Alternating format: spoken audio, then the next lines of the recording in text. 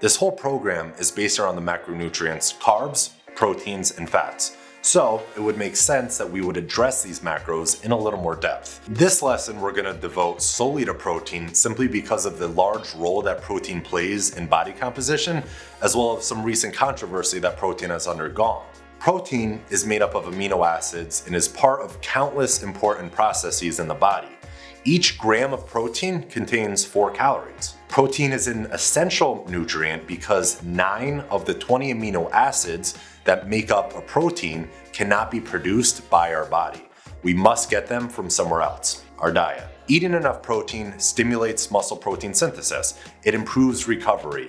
It can increase lean body mass, and it helps us grow stronger. Protein isn't just for getting jacked, however. High protein diets have demonstrated as being superior to equal calorie, low protein diets with regards to fat loss. This is likely because the thermic effect of feeding, the amount of energy required to digest protein, is about 30% more compared to carbohydrates, which are at 5 to 10% TEF, or fat, which is at a 0 to 3% TEF. This means that 30% of each calorie coming from protein is used as energy, making the net energy intake less per gram than any other nutrient. Aside from this, keeping protein intake moderate to high causes a shift in weight loss, favoring more weight loss from fat versus lean tissue like muscle. This is clearly ideal for a couple reasons. Sparing more lean tissue means your body will lose more body fat, which is specifically what we want to lose when we aim to lose weight.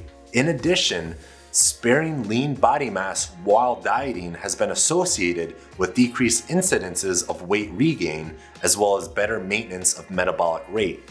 Your metabolism is related to how much lean mass you have. So preserving that lean mass is key for preventing your total daily energy expenditure from decreasing. Further, high protein diets have shown to have a greater satiating effect than low protein diets of equal calories. Certain media headlines have recently proposed that high protein diets can be harmful. Cancer, cardiovascular disease, bone loss, kidney failure, and liver damage have all been associated with high protein diets. Without getting too deep into details, we could say with no reservation that we aren't aware of any studies demonstrating protein as being dangerous. The studies that look at protein levels simply tend to be twisted to suit agendas of certain individuals and groups. Some have theorized that a high protein diet increases the risk of cancer based on protein's effect of mTOR and IGF-1, or insulin-like growth factor. It is very true that high levels of IGF-1 are associated with cancer,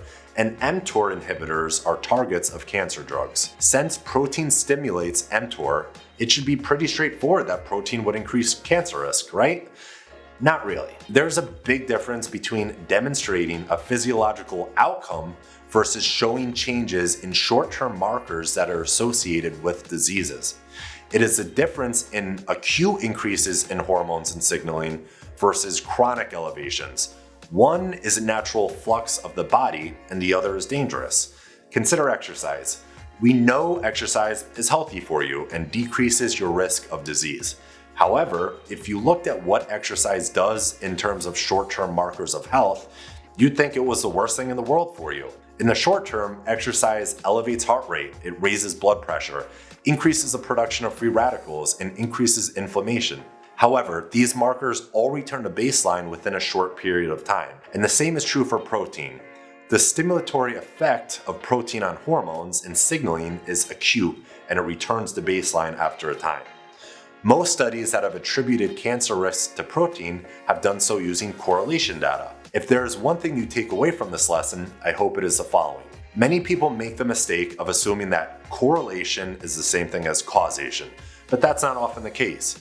Just because two factors occur together does not mean they affect each other. People who eat high protein tend to have higher fat and calorie intake due to high meat consumption as well as low vegetable and fiber consumption. It's hard to draw the conclusion that specifically protein causes cancer when people with high protein intake just tend to live more unhealthy lifestyles. So in summary, do not be afraid to consume a moderate to high protein intake. This will only help your weight loss process.